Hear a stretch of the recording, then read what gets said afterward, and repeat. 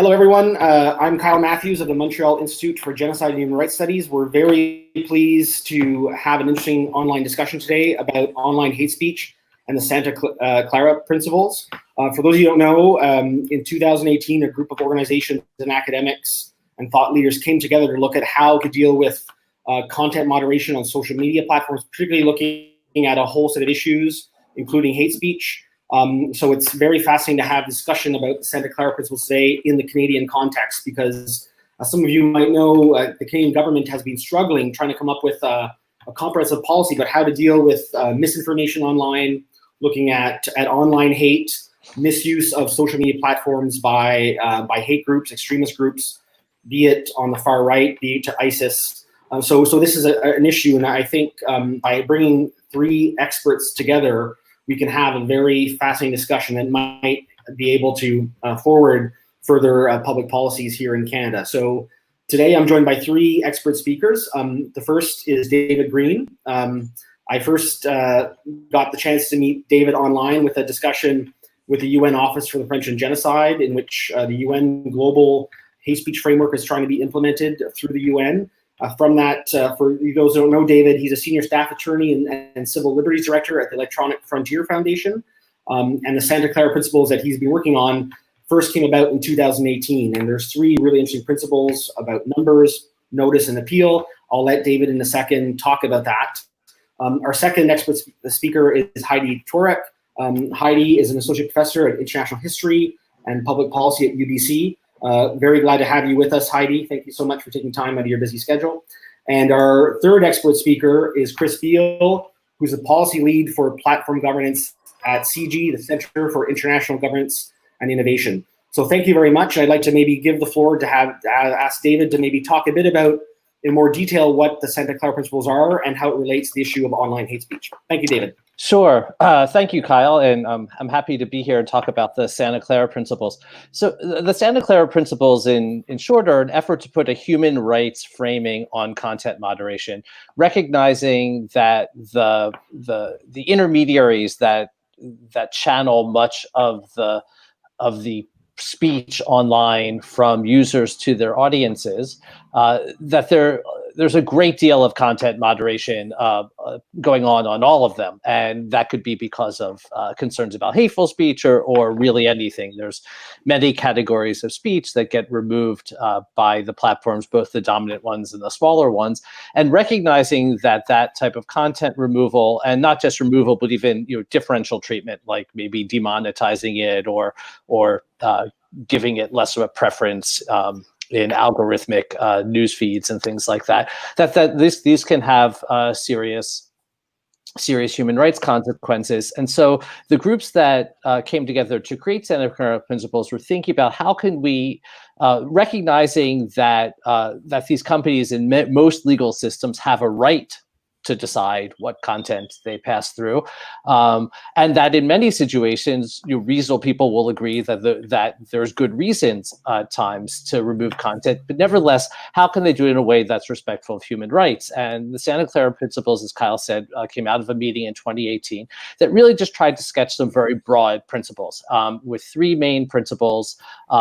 Numbers, this is the idea that companies should publish the numbers of posts removed and accounts permanently or temporarily suspended due to violation of their content guidelines. This is a basic transparency thing, that if you're going to remove content or moderate in any way, that you should post those numbers and give people information about how many posts removed that they're how many posts removed and why their posts are removed. The second principle is notice, that companies should provide notice to each user whose account is taken down or account is suspended about the reason for the removal of the suspension. Again, a real basic transparency principle, the idea that if your speech is treated differently in some way, that first of all, that it is, that it's not invisible to you, and same thing if your account is suspended, and that why. That the platform, the intermediary, can point to something in their rules that you have violated. And then the third principle is that of appeal, just the real fundamental human rights idea that companies should provide a meaningful opportunity for timely appeal of any content removal or account suspension. And what the Santa Clara Principles tried to do was just put some really minimal standards for this, guaranteeing some type of human review by a person or a panel of persons who are not involved in the initial decision, an opportunity to argue your side, present additional information, and notification of the results of the review. So that was the Santa Clara Principles as they were phrased in 2018, and we really sort of set them out into the world and hoped that they would be adopted and there would be some experimentation. And I'll just wrap up by saying that what we're doing now, 2 years later, is looking at the Santa Clara Principles and seeing how have they worked, what needs to be filled in, and we have an open consultation going on that, and I'm encouraging everyone here watching to participate in that, and you can find that at santaclaraprinciples.org, and there's a link to the open consultation there. Thanks. Thank you. Thank you, David. I think there will be a lot of Canadian academics and civil society actors, as well as government people, that would be interested to look at the Santa Clara Principles and give some feedback, because there's a lot of interest in Canada about how to deal with online hate, and also what we're seeing currently, particularly the campaign against Facebook, about companies pulling out advertisements from Facebook for not dealing with hate speech as well as others would like. And we've seen a couple of large Canadian banks actually join that movement. So it's definitely in the news and in the interest of many people. I'd like to now turn to Professor Heidi Toric. Heidi, could you perhaps talk a bit about your expertise and work on this, and how you think it's important to the Canadian context? Yeah, sure. Well, thank you so much for having me. And I think David has rightly pointed out some of the sort of basic principles that weren't being laid out before 2018. And I would add that those principles of number, notice, and appeal have, I think, been a great way of just laying out some of the basic stakes that many of the people using these platforms didn't realize were unavailable to them. That if something was taken down, for example, they would have no appeal. In the case of Instagram, a huge platform, it was only in May 2019 that appeal was even instituted on those takedown notices. So to go back to what I've been working on, as you said at the beginning, I'm a professor of history and public policy. So the way that I became interested in this field was that I'm a historian who had studied the history of communications, and particularly how Germans in the first half of the 20th century tried to control world communications, and how they used the new technology of radio to do so, and how it led to, of course, one of the worst genocides of history, the Holocaust, the way that new technologies were used to spread anti-Semitism, racism, and homophobia around the world. So as things were unfolding over the past few years, I could see many parallels, but also ways in which this history was incredibly important to help us understand what was going on today, the ways that there could be terrible unintended consequences from people who were trying to preserve democracy in different ways. So I became interested particularly in this because Germany was one of the first countries to really put in any kinds of laws or principles to try to push social media companies to enforce what were national laws against hate speech within those territories. So in the case of Germany, this was really one of the first countries to create a law which is known in its short form as NetzDG, which pushes social media companies to respond to complaints within 24 hours about content that violates 22 statutes of German speech law. And this emerged from several years of the German government trying to work with companies and saying, look, you're not adhering to our national laws with the content that's being produced within our country. Lots of deep frustration. Then there was a German election in 2017, and this was part of what pushed the German government to act quite quickly to push through this law. And this law, which is sometimes known as a hate speech law, is a little bit of a misnomer because it's in fact an enforcement law of German statutes of speech law that existed offline that are now being enforced online. And this in some ways has set a lot of the conversation around hate speech, including in places like Canada. The idea that one thing that really needs to happen is that hate speech law that exists for the offline world, for say leaflets, pamphlets, radio, TV, needs to be enforced in an online space. And global companies that have global terms of service need to now start to adhere to national laws. So that's, I think, a lot of what has been happening. And there are quite a few people within the human rights sphere who are also very concerned about this development. So on the one hand, there's the push from democratic countries to say that companies need to adhere to national laws, and the Canadian government too. There are 3 ministries that have in their mandate letters that they need to try and institute something that looks a lot like NextDG. And on the other hand, there are questions about whether this can be used and abused by authoritarian countries, and whether there are problems with the way in which something like NextDG has been created that I'm certainly happy to talk about. So the final thing that I'll say is one thing that I've just wrapped up is being involved in a transatlantic working group that was composed of some people who were civil servants, former politicians, people from the companies, and from think tanks, trying to see if we could figure out solutions that could work on both sides of the Atlantic, recognizing that democracies may have more in common than they have that divides them. And things like the Santa Clara Principles, thinking about how to improve appeals, for example, was one of the things that we were talking about. Thank you, Heidi. And I agree with you. There's been a lot of talk in Canada about looking at the German laws as ways to regulate hate speech on social media platforms, particularly large American tech firms. And so we're really trying to struggle and find out what's the right regulatory framework to deal with this. And nobody has a perfect answer. But it's fascinating that your research and your work on this is having an impact on our public policies. Now I'd like to ask Chris Beall, who's a former government executive and now working for CG, about his view on these issues. So Chris, the floor is all yours. Great. Thanks very much, Kyle. Thanks very much for including me in this session today. It's a great opportunity, and I think really timely as we sort of look now, as we talked about the Facebook advertising boycott, but also, we're in a really interesting place where I don't think we really thought we would be in terms of, we sort of, a month ago, if you'd said that our focus today wouldn't be on COVID-19 disinformation, but would actually be looking at some of the international fallout from Black Lives Matter, some of the online hate that's sort of coming out of a lot of the conversations, I think it just kind of points to how much this information ecosystem shifts, and how we really need to be plugged into each other, working together, and sort of having these kinds of conversations to make sure that we're aware of how these issues evolve and what we can learn from them. Actually, it's perfect coming right after Heidi sort of summed up what she's been working on recently. So as you introduced, I'm the policy lead on platform governance at the Center for International Governance Innovation. And what I'm doing there, we just started a little while ago, but we have launched a network of civil servants working on these issues worldwide in sort of a wide swath of kind of areas. So people working in everything from antitrust, platform governance, sort of coming at the issues of platform governance from a competition point of view, through people working on countering violent extremism online, people who have focused on disinformation, electoral integrity, and all these kinds of things. And one of the reasons we've done that is we wanted to bring together, as we approach this issue, as we tackle this issue, and I think the sort of Santa Clara Principles is kind of a guiding way to think about this issue for today is really effective.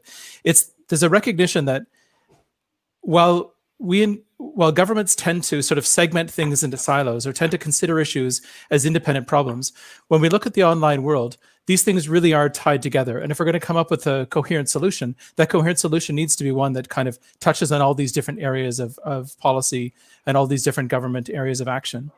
But I think too, there's a growing need and a growing recognition, and Heidi talked about the NextDG law in Germany, but there's a recognition that these problems are being tackled and governments are experimenting, they're trying out different things, but there isn't always a place for governments to work together. I think governments in the democratic system and in the international system have developed really effective networks for multilateral engagement and in bilateral engagements, but very much within sort of a foreign affairs framework. So Canada, like other governments, does very well at connecting with our partners internationally and worldwide. We can cooperate effectively on building international treaties, on developing international models. There are some great multilateral networks built up that deal with data privacy, these kinds of issues. But when we look at the solutions, or at least the sort of the potential solutions for problems around the online world, and really how we can sort of find ways to push our views of what how the online world should reflect our individual countries' online worldviews, it really falls in a lot of domestic area of policy creation. And we're not always as good at connecting domestic partners between governments. And so one of the things that I'm trying to do with the network we're building is actually enable domestic partners in countries, not necessarily with similar legislative structures, but actually similar values-based structures, or who have similar approaches to these challenges, and try and find ways to learn from each other, share ideas, and ultimately sort of come up with ways to actually develop and implement policies that are coherent across a number of different countries and enable us to tackle these sort of broad platform governance challenges, which I think really underpin the online harms challenges in a coherent way across a number of nations. In doing this, we're also creating an academic network that will sort of underpin this and ground this in good evidence. This is all within a framework of something called the International Grand Committee on Disinformation. Happy to talk about it further, but just to kind of put this in a context, this is a group of legislators, parliamentarians that met first in England, in the UK a few years ago. They've since met in Canada, in Dublin. And what's neat about it is they really try to tackle issues of platform governance, not from a party political perspective, but actually from sort of a nonpartisan, let's get into the issues, let's understand what these things are and how they tie together. And so we're sort of taking, I guess you could say, the moral direction, the sort of that idea behind this, and trying to say, how can we tie public servants and academics together into a similar network working these issues through? And I'm looking forward to the discussion. Yeah, thank you, Chris. I mean, that's fascinating, and I think it's really important to work with parliamentarians across partisan divides. It's really important, and I think that the work you're doing is going to make a great contribution to advancing cooperation between democracies and civil society organizations that in democracies, civil society groups like my think tank or my colleagues can interact with legislatures in authoritarian states. Not possible. They just doesn't exist. So it's really clear. I would like, maybe my first question is to David. David, you're based in the United States. The work of the Santa Clara Principles comes out of the US. And one thing that interests me is that we all know in the US Constitution, freedom of expression is very important, freedom of speech. And you noted that people behind the Santa Clara Principles say that the fundamental aspect of human rights is one of freedom of expression. To me, maybe you can talk, I'd like to ask you about how you guys came to see this through the freedom of expression lens, and how difficult is this right now in what is a really polarizing political environment, because in some cases, freedom of expression and hate speech are sometimes seen as the same now when they're quite different. And I'm wondering if you could just expand on that aspect. Yeah, so I should say the Santa Clara Principles were, the initial meeting was largely US organizations. There was some participation from at least one academic in New Zealand and some organizations in Europe. And indeed, one of the reasons we're doing the call for submissions now is to get a greater international perspective in it, and we've been conducting workshops all around the world for that purpose. But the moment in the US is very interesting now. I mean, I think as many people know, when you can talk about hateful speech in many legal systems, and there's a line between what is legal and what is illegal, and in the US legal system, we're usually talking about voluntary removals, because there's not going to be either a legal compulsion under US law to remove hateful speech, and because that speech is typically not illegal, in fact, is typically protected. It is an interesting moment. I think almost every day in the U.S. now we see. I've been doing free speech work for over 20 years, and I've when I first started it was a very easy observation that this was not something that lined up, along political lines. It wasn't like there was one side of the political debate that was pro free speech, the other side that wasn't.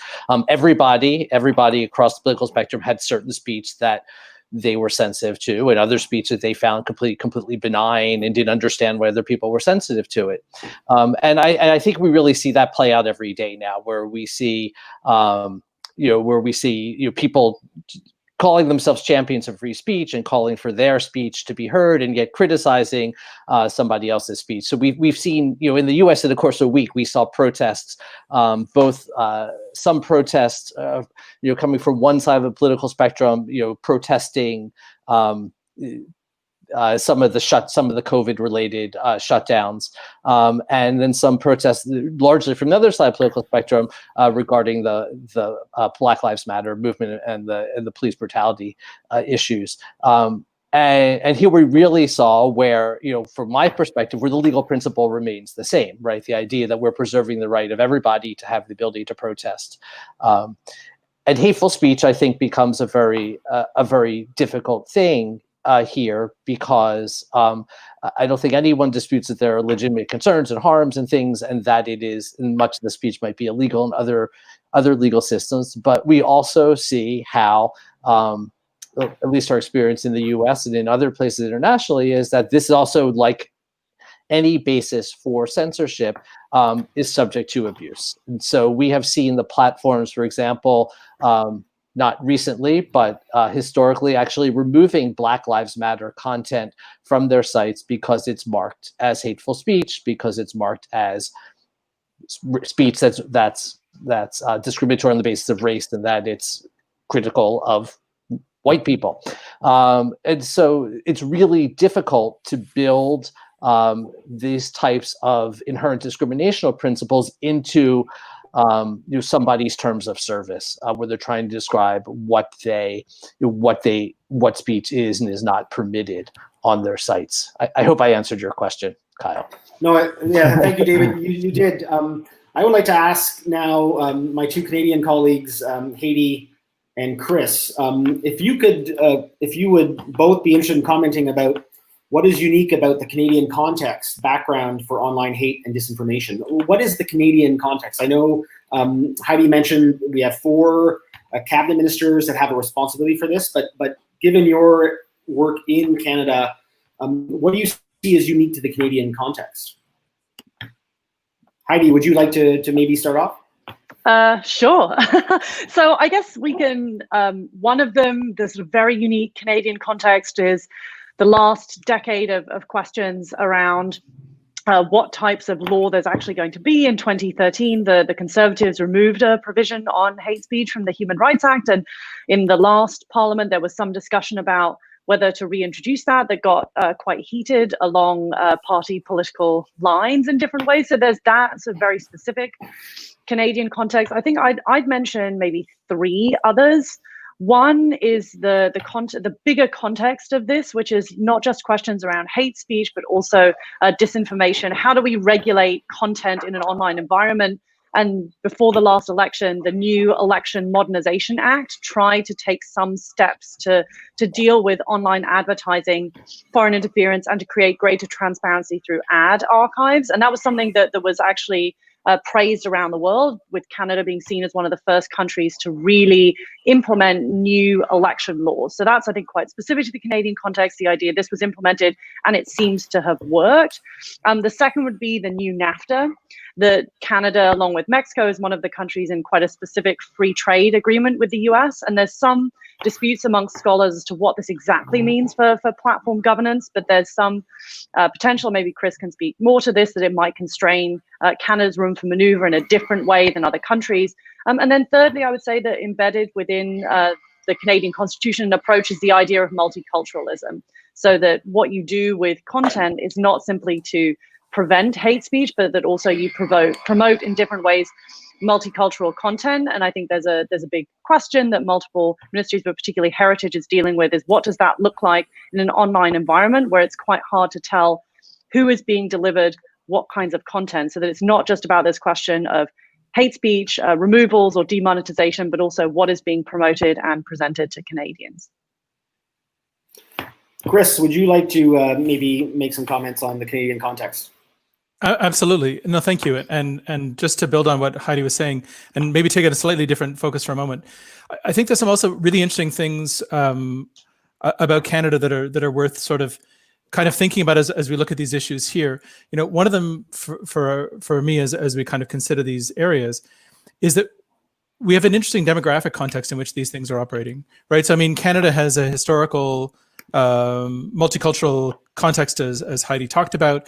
We have, you know, the government launched an anti-racism strategy that is sort of trying to address some of the sort of anti-Black racism and some of these other elements. But it's largely falling on a system where over a number of years, we have a relatively, according to polling, we have a relatively good belief in government institutions, levels of civic engagement, relatively strong welcoming of newcomers, that there are some sort of positive things in the Canadian ecosystem that make this an interesting area of, sort of how these things play out.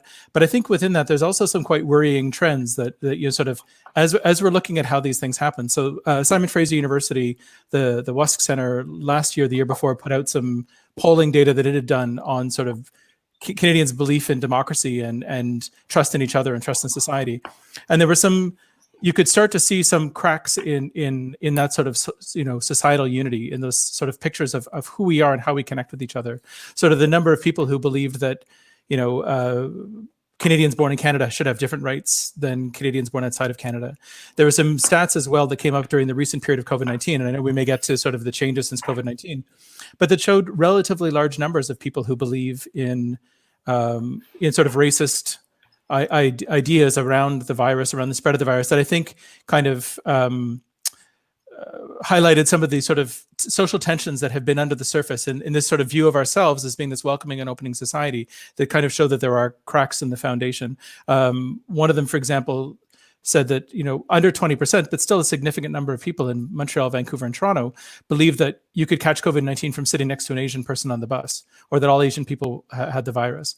And I, one of the things we saw as the disinformation and misinformation spread throughout our information ecosystem in Canada specifically during this period was, in addition to the disinformation and misinformation around the spread of the virus and public health challenges and public health issues, we also saw that there was there were sort of growing attacks on Asian populations, refusal of service for people in Asian communities in Canada, including people from Iran, as Iran was one of the early countries that had large numbers. And so, I mean, I think sort of Canada's overall context, I think there's a positivity on our demographic systems and our multicultural nature, but I think there are definitely some areas of real concern in terms of social fracturing and social disintegration. And I think sort of one of those things as we look to solutions, and especially as we look to our civil society partners and to government and to academics, is to say, how do we address those issues? There's, just to mention another quick study that recently came out, it's worth taking a look at. The Institute for Strategic Dialogue put out a piece on racism, online and offline racism in Canada for public safety, that really starts to track some of these trends as well. I think, though, as we're looking at how we approach these, we're also well positioned from the size of our information ecosystem and from the government institutions, as I said, that are set up. And so something I think that kind of positions us well, and Heidi talked a little bit about some of the government approaches ahead of the federal election. But one of the things Canada's done that I think other countries have not, and I think, as we look at Canada as a model to kind of pass on and share with our international partners, is I think from very early on, we consider this to be a larger problem than simply, disinformation was around issues of foreign interference and interference in our elections. And I think we sort of recognize that any solution would need a holistic sort of whole of Canada solution. So it's not simply there's a role only for government. It's more there's a recognition that there's a role for government, there's a role for civil society, for academia, and for others. And so, for instance, there were moves to build on digital media literacy funding, to increase people's knowledge of the risks of being online, of understanding the system. Heidi had mentioned when David first laid out the principles, that one of the great things about this is this showed to people these issues of they're being exposed are actually a problem. Within a couple of years, there were stats that said, something like 50 or 60% of Canadians didn't realize that their Facebook feed was moderated or that it was algorithmically driven. And so sort of helping people to understand what they're looking at online helps them solve these issues. But I'd also say within that sort of overall global approach, Canada's also done some really important work on combating violent extremism online and talking to communities and I think as sort of a role for civil society as we sort of think about the Canadian context is understanding, meeting people where they are, and sort of understanding how it is that we can talk to some of these communities that are at risk. And within our sort of countering violent extremism space, think about how we engage and work together. I think overall, I mean, as Canada's working through these solutions, I think what really helps us set up is that as much as these are discrete issues, they're being kind of thought about collectively and including as many different partners as possible. Thank you, Chris. And I really like that you brought together the issue of hate speech and misinformation, disinformation. We've begun to see that some authoritarian states are using social media platforms to create tension between ethnic groups or groups of people in democracies. So we have to be aware of that. We also did an interview with Chris Tuckwood of the Sentinel Project on genocide prevention, and he basically had a great quote. He said, hate speech loads the gun, but misinformation, disinformation pulls the trigger. And how that is sometimes used in cases to foment violence or create breakup. David, I'd like to turn to you. One of the things that I find interesting is that there's an issue about artificial intelligence, how algorithms are sometimes used, or predominantly used now, to take down problematic material online that could be seen as hate speech. What do you think are the steps for trying to get? I mean, you've talked about in the Santa Clara Principles about the ability to appeal something and to have an actual group of people look at it. How much more difficult is that now that we're seeing the large tech companies rely more and more on AI to moderate content? Well, it's difficult. I think that I don't know if many of the large companies are doing automatic removals, but they're certainly doing automatic flagging. So they're really relying now on AI to at least identify content, and then it goes to human reviewers to flag. And this was happening before COVID, and it's only increased really just as a matter of necessity because content moderation really can't be done remotely, and there's many reasons for that. But this is not; it tends not to be the type of work that moderators can take home with that. And there's a lot of reasons for that. One is that most of these moderators, and I think this is problematic, tend to be very low-paid contractors. These are not employees who would otherwise be provided with the resources to set up a home workspace. There's also many national privacy laws actually restrict this type of information leaving the workplace, and then also it's an awful job. Being a content moderator is an awful job. Professor Sarah T. Roberts has written about this fairly extensively about the trauma associated with content moderation, and therefore the platforms that have thousands and thousands of content moderators actually also provide them or have to provide them with mental health services on site. And so all those things can't really happen with a remote, or it's difficult for them to happen with a remote workplace. So we've seen certainly since COVID and since the dispersal out of offices, a lot more content moderation, at least the first step, the flagging process being done by AI. This does raise concerns with us, especially the areas of misinformation and hateful speech, because this is some of the speech where it's really difficult for a machine to make the contextual decision about whether something is actually hateful or not, whether it's coming from a disadvantaged group or being targeted at a disadvantaged group, whether it's somebody repeating somebody else's hateful speech or misinformation as an advocacy point, as a rallying point, or whether it's the original speaker themselves. All those types of decisions are heavily contextual, and we haven't seen AI being able to make those decisions. So we appreciate that there is some human review. When it comes to appeals, we have the issue of you want those appeals to be human beings, and part of the problem we see here is just the great scale of content decisions that have to be made. There are hundreds and thousands of these decisions that have to be made on a daily basis, and it's just even a huge company with a lot of money like Facebook or Google, where it moderates YouTube and moderates search, it's difficult for them to do these things. And so there certainly is a temptation to use AI to try and relieve some of that content burden. We also see, at least in the US, and we've seen some of this in Europe as well, some pressure from regulators to try to see AI as a solution to some of these problems, especially the problems of scale. But again, what we see is that at least currently the use of AI raises some really serious human rights concerns about over censorship and removal of material that isn't harmful. And the other thing then is that the use of AI really plays into transparency, where these AI systems tend to be a black box. They tend to not be subject to inspection or audit or external audit that would allow somebody to really assess how effective they are, and for people whose speech is being moderated to really understand how those decisions are being made. So part of our call for transparency in the Santa Clara Principles is to transparency about automated decision-making processes that are being used. Thank you, David. From our work at our institute, the issue of transparency is key. We've had certain cases of human rights activists in Southeast Asia working to document atrocity crimes against the Rohingya minority.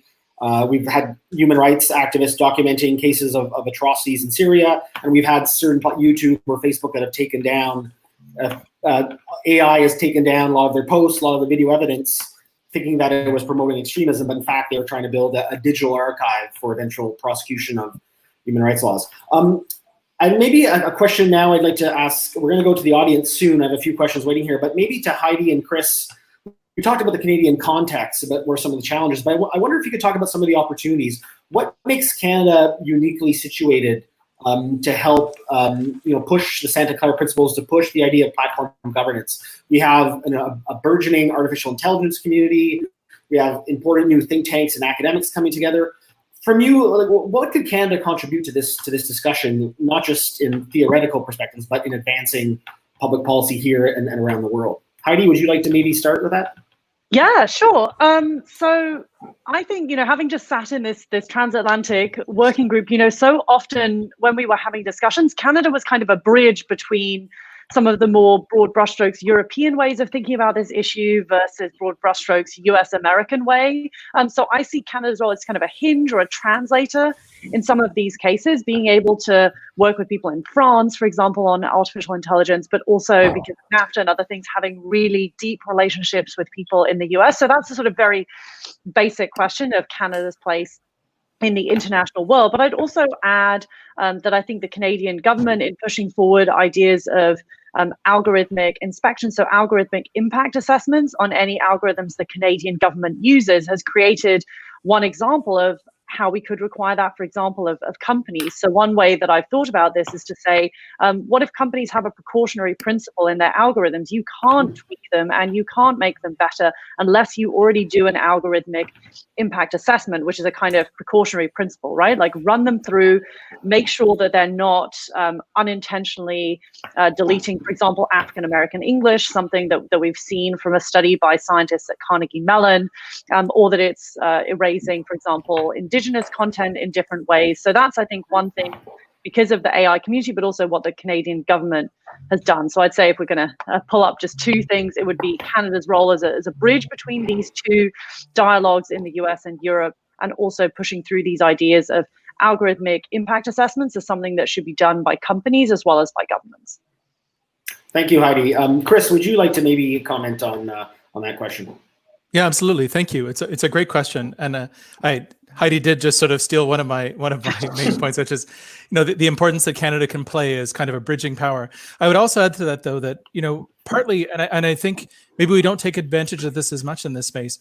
I think one of the challenges is we very often end up speaking to some of the same people as we're trying to address these issues, and I think Canada can take advantage of some of the goodwill and relationships we have in some of the other parts of the world as well that are dealing with these challenges. So specifically in South Asia, East Asia, and some of our relationships with Japan, Taiwan, India, and really kind of think about and sort of build on some of those kinds of things to say, how do we get people together and learn from these various experiences? I think there was a podcast posted on CBC earlier today, which is well worth listening to, that was talking about some of the challenges around why it is that the Facebook ad boycott has taken off. And it was saying, in part, it's because it's actually hit us here now. And it was the same thing in 2016, right? The 2016 election happened in North America. And so we jumped on these issues of disinformation. But, when we look at our partners in places like India, they've been dealing with a lot of these challenges for further along. And I think we can I think there's a benefit coming where Canada comes to these issues, that we don't have a lot of the loaded history that some of the other countries involved have, that we can actually create some of these connections and build some of these bridges. But I would also say that when we're looking at linking up people, I think there's a huge benefit to Canadian civil society in this space as well. On a number of different areas across this, so whether it's countering racism or violence online or even things like digital media literacy, there's a number of Canadian civil society organizations that have been very active. And I think, one thing we can do that I think would make that would help Canada push this model out in the world is actually create avenues and venues for those organizations to talk to their international counterparts and to connect some of the civil society organizations. Kyle, you mentioned, the challenge in parts of the world where there are authoritarian governments that are kind of crushing dissent is that there is not a strong civil society network. Well, one of the things we can do is we can help export those ideas. So just to give a random example of one I'm aware of, Civics, which is they run a student vote program in Canada with some support from partners. They actually were able to run a student vote program, talk about democracy, talk about civic engagement of those kinds of issues in Colombia last year in a sort of newly re-emerging democracy. And I think, looking at these kinds of models, I think Canada has a lot of benefit that we can bring as we sort of look at that kind of translation role and that middle power role where we can kind of without a lot of without necessarily needing to kind of push out or be a risk to people that we're pushing onto ideas, we can kind of convene and bring people together.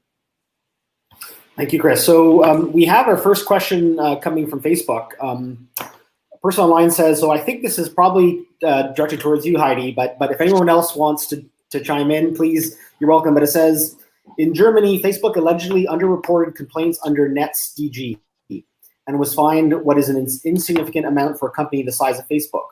Will Facebook comply if we finally enforce and strengthen existing laws in Canada? ? And what happens if they don't? Yeah, that's a great question. So I'll just give a little bit of background for people who don't spend their lives delving into NetzDG. So basically the way that it was set up was that any company with more than 2 million unique users in Germany had to respond to any posts that were flagged under the law within 24 hours, or they would face a fine of up to 2 million euros per post. At the same time, any company that received more than 100 complaints in 6 months had to produce a transparency report. And when the first transparency reports came out, there were only 4 companies, so Facebook, YouTube, Twitter, and Change.org. Since then, Instagram is also in the mix. And when people looked at these reports, they saw, well, Facebook seems to have a tiny, tiny number of complaints. It's quite weird. Why would that be? And it seems like actually this was really about the design of how the complaint was registered under Facebook. So it was harder to find how to complain under NetzDG, and that seems to have contributed to some of the much, much lower number of complaints. But then subsequently what happened was that the German government, the German Justice Ministry, and others investigated and decided that Facebook had then been underreporting complaints and therefore should be fined for being insufficiently transparent, but the fine was only 5 million euros. So I think there's a number of things we can draw from that. The first is that basically everybody, including free speech organizations, agreed that transparency reports were a good idea. So there was lots of fights about NetzDG, is it good, bad, etc. But everybody agreed transparency reports were useful and that they could be better than what Germany has. So I think that's something that we can draw on. What does a really good transparency report look like? And how can we actually, rather than just relying on the company's transparency reports, include tiered types of acceptable ways for researchers or even government agencies to look and see what's actually really being done there or not. So that's the first thing, is we can find some ways to improve on those transparency reports and to ensure that they're actually accurate in meaningful ways. It's very hard for researchers from the outside. We don't see any examples of why decisions go one way or the other. The second thing that I would say is, it's a really important question as to whether the companies will actually comply. This was a big question pre-NetzDG. Companies would say things like, we can't really comply with this, we'd have to have so many more content moderators, etc. But it turned out when the law was passed, they did comply. So that also says we can maybe be a bit bolder than sometimes we are in thinking about what the solutions could be, because it turns out that companies can, in fact, break down their numbers by country and they can in fact hire many more content moderators who are specifically looking at a certain country's context. And the third thing, what happens if they don't? We have an answer to that from the Election Modernization Act, when Google decided not to serve any ads related to the election and Facebook decided it would, and it would create an ad archive. So anything we do, I think we have to decide, is the ultimate price of this company not participating in the Canadian market worth it? And in some cases, like the election, we decided that it was worth that price. Fascinating. Does anyone else, either David or Greene, Chris, have a comment on the German question, or should I move to the next? Well, I just should say that I think most people probably know this. We have not been supporters of NetzDG, and find that the 24-hour requirement is onerous and tends to lead to over censorship.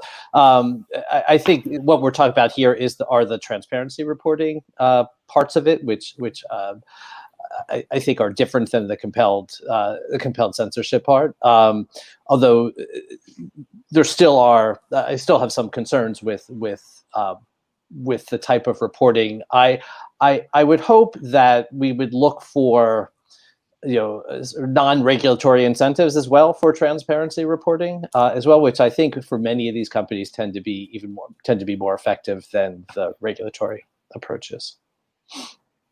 Thank you, David. Chris, do you have anything to say, or should I move to the next question? You're welcome to move to the next question. I think it's been said. Okay, so we have a question from Galit Ariel.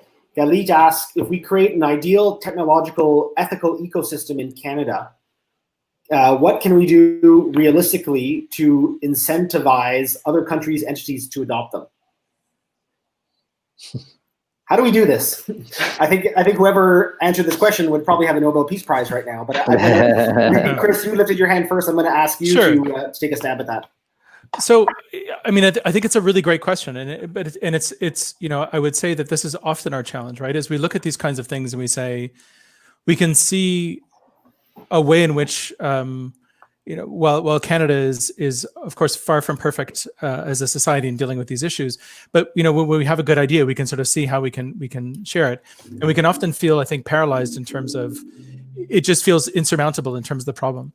But I think something that's really emerging in this space that and sort of to blow the horn of the organization we're trying to build, but I think is instead of trying to bite off everything at once, is to kind of say, let's find other partners who share common values, who want to learn from us, who want to learn from each other, and really look towards how we build coalitions with people, and find ways to share good ideas, to learn from mistakes, to experiment simply, to sort of essentially incrementally get better and better as we move this forward. I was talking to a couple of experts about this recently who were, a little bit negative. They kind of looked at, that we haven't talked about Brazil's law. There are a number of different places where things are forward and maybe not moving forward in the best direction in these areas. But where we can see is we can say, the more we can kind of have people talking about these things, the more we can have them sharing, the more we can have them learning, the more we can have them committed to this, the more likely it is over the next, however many years it's going to take us to get there, that we can actually build those coalitions of people who want to make a difference. I would say, I think a key to making this happen is to making sure that we recognize who the right partners are. So, building partnerships with groups of people who actually do share those common ideas, and not just necessarily those people with whom we have the closest sort of country relationships. But I think the other thing too is recognizing the equal and important roles that different parts of society can play. So, sometimes we'll have these conversations and people say, well, governments move so slowly, or it's so ponderous, or they'll say, why can't things move more quickly? Or you'll see governments try to sort of jump on new ideas and get through laws and legislation overnight. And as we've experienced a number of times, right, through whether it's the response to 9/11 and the subsequent anti-terrorism legislation in a number of different countries, or any one of these kinds of things, these quick responses aren't always as effective. But we need to understand that governments, when thinking things through and acting carefully, they have powers and authorities that can be wielded really effectively, but it has to be done in concert and in consultation with civil society organizations that are also linked together and connected, and on the basis of good academics. I know that sounds very pie in the sky. I know that sounds very idealistic, but it's one of those things where I think that the alternative is to do nothing. And I think, what Canada needs to do is sort of build on that, build on what's happened here, and see if we can try and sort of affect that momentum internationally while still keeping our challenges at home together. Wonderful. Well, we have about 12 minutes, so I'd like to move to the next question. Sorry if another speaker had a comment, but I'd like to move through these and give people the chance. So we have a question from Melissa. I think this might be more directed towards David, but once again, you're all invited to comment. Alyssa asks, do you envision the Santa Clara Principles as a comprehensive way to address online hate and disinformation, or a part of a larger approach? Well, it's part of a larger approach. And I don't think any of us believe it's going to solve the problem, which is a difficult problem and has great variations internationally. Santa Clara Principles are really intended to be a framework for dealing with the whole range of content moderation issues. So certainly not limited to online hate and disinformation. There are many types of content and reasons for moderation, some of which we may all think are good and some of which we may disagree with. But Santa Clara Principles were really designed to sort of provide a framework for all of that. So it's really part of a larger approach where we're trying to both recognize that there is content moderation, that there may be reasons that reasonable people can agree with for it and disagree with, but how do we protect human rights, recognizing that that does happen? So it's really just a piece, I think a really important piece of the whole larger ecosystem. Heidi or Chris, would you like to comment on this particular question?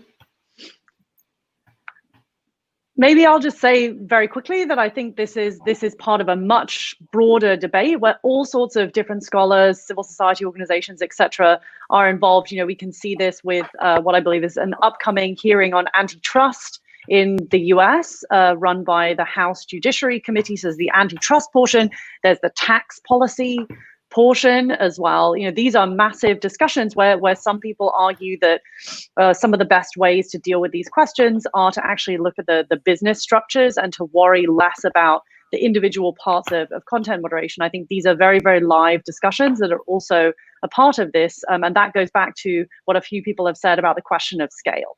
So for some people, the answer to the question of scale is a business question that will then solve the other problems, whereas others say, listen, that won't make such a difference. It'll just become a whack-a-mole problem with many different companies. But I'd say pretty much everybody in this space recognizes that there are multiple layers here. And the final thing that I would say is that, of course, we're only talking about a certain subset of companies, but there are others, for example, like Cloudflare, who have been very important in these debates as to whether companies like an 8chan can actually exist or not. So we can even just think about this as going lower in the stack of the internet, if you will, not just the Facebooks of this world, but the other companies that actually enable the internet to function in the first place. Thank you, Heidi. Chris, do you have any comments on this? The only thing I'd add that hasn't been said is, I think it brings up a question, and David referenced this a few minutes ago. It comes down to, for me, a little bit of, voluntary compliance measures versus government regulations. And I think whatever ultimate solution we come for these kinds of issues, I think will probably be a mixture of both. I think one of the things I think that does help the platforms, and it does help our information ecosystem to have some sort of government regulation of whatever that looks like, sort of fitting these things in. But to Heidi's point, I think the challenges that, the areas that need to be dealt with, I think through regulation is much more sort of at the business level than necessarily solely focused on the content side. So one question coming is asking, how have we seen online hate change during the COVID pandemic? Chris, you talked a bit about we've seen an increase in anti-Asian commentary online and offline. But I'm wondering, have you seen anything additional to that take place in the past 3 months? People under enormous stress, not able to work, frustrated. But I'm wondering if there's something that you've seen that is of concern to the Santa Clara Principles and during the pandemic. Chris, would you like to? Sure. I could just quickly sort of finish the point that I'd started previously. So, I think one of the really interesting things has been, initially there was this burst of anti-Asian rhetoric and disinformation. What I find really striking, though, is as this period has developed and sort of as we think about it as now, it's kind of closed off as a disinformation event, though there'll be more issues arise if there is a vaccine that launches. I'm sure that the anti-vax messaging will kind of ramp back up and push things out. But it's that as it evolved, as has happened before in these kind of events, there was an initial burst of sort of some organic content, but then a lot of the people who've also been spreading hate and misinformation. So the, hostile state actors, but especially the hate groups and the transnational hate groups, they sort of attached onto this and then tied this into other narratives. And I think one of the things that's happened, because there was so much disinformation and so much misinformation in the system around COVID-19, is that it was enabled to be exploited by these actors to really push out their areas of interest and areas of connection. So for example, there's been some interesting study looking at how the wellness community, specifically first tying into the anti-vax, but actually it's been exploited by hate groups as well, trying to sort of push this towards some of the anti-vax messaging towards some of the sort of white supremacist narratives and some of these kinds of stories, and sort of really trying to push through and sort of take advantage of people's fear, right? Because we're living in a situation where people are looking for authoritative information, they're looking for good messaging, they're not finding it, and so they're going out and looking, and that these groups have stepped in to take advantage. Thank you, Chris. Anyone else would like to comment on that? Maybe I'll just add that this is certainly something that the WHO, the World Health Organization, and other health organizations are very much concerned about and worried about. So the WHO at the moment actually is running something called an infodemiology conference to think about the infodemic alongside the epidemic, which I'm part of, that's bringing together a whole bunch of academics and others to think through, has there been something that's genuinely changed? How would one actually deal with this, and so on. So I think what has happened is unfortunately a parallel that we've seen with other epidemics in the past, which is epidemics come with an instinct to blame people who are marginalized or somehow outsiders, and who is top of mind a different person depends on what time period we're in, where exactly you're living. So a lot of these dynamics, to me, as someone who studied the history of health communications, look familiar. But then there's the question of what is new and how has the internet enabled different types of hate to be spread much more quickly. But I would add that this dynamic of a pandemic being used to blame outsiders and cast them in all sorts of racist ways is unfortunately a dynamic we see going back hundreds of years with epidemics. Thank you, Heidi. So we've come to the end. I'd like to ask one closing question to David, and then we'll let you go for your busy schedule. David, how can Canadian academics, NGOs, think tanks, get engaged in supporting the Santa Clara Principles? What concrete action can we take beyond today's discussion and try to add our national voice, our expertise to the work that you're doing? Yeah, I think the first step would really be participating in the open consultation that's open that we're having right now. So I'll repeat my plug that I gave earlier, which is if you go to the Santa Clara Principles website, santaclaraprinciples.org, and you click on call for submissions, which is right at the top. It will take you to that open consultation. The original deadline was actually June 30th, but for various reasons, that's been extended to September 1st. So we really are trying to get as much feedback from around the world as possible. So you are free to answer that. Answer the survey. There are 13 questions there. You can answer as many of them as you'd like, or provide other feedback. And what we're also doing as well is encouraging people to to sort of convene gatherings where they're having discussions about these things, either recording those or having someone take notes and send that information in, because we do find that we're getting a lot of really great feedback from sort of people having live interactive discussions about this instead of just filling them out on their own. This is an opportunity that's available not only to academics and researchers and civil society, but really to anybody who's an internet user, anybody who is on either side of this, either someone who might have their content moderated or might have content they had hoped to receive not reach them, as well as those who are on the opposite side, those who actually are in the position of having to decide how to treat somebody's content that is coming through one of their systems. Thank you, David. So we will share the link to the website about how people can make comments about the Santa Clara Principles. We'll share that with our wider network in academia, government, members of parliament, and our international partners. So we will do that. I just want to take this time to thank David, Heidi, Chris. Thank you so much for taking time with your busy schedule and from the summer to talk to us. We look forward to collaborating with you in the future, and this has been a very fruitful discussion that you shared your knowledge with a wide range of people. So thank you very much. Thank you. Well, thank you. Thank you.